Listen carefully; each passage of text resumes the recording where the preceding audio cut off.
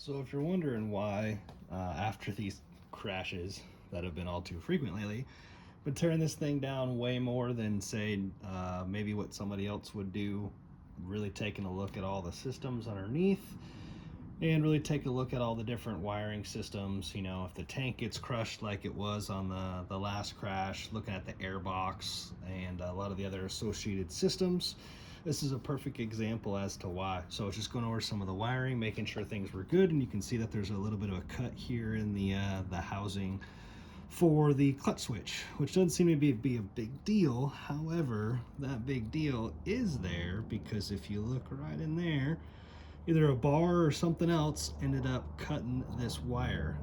And a little more inspection shows the blue wire here.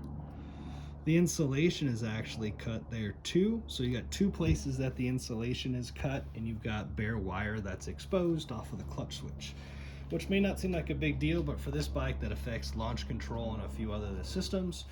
So again, tear your stuff apart, man. Really take a look at things. You never know where a fairing may have sliced just the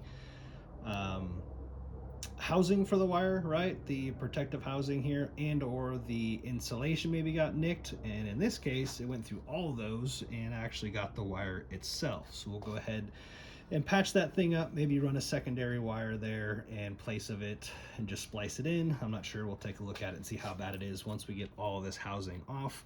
But again, yet another reason you should really take things down as far as you can, inspect all the areas that were crashed, and this way you're not stuck on the track or out to a track day and find out the hard way now that your systems aren't working. So just a quick heads up, go ahead and tear down as much as you can and inspect what you need, man.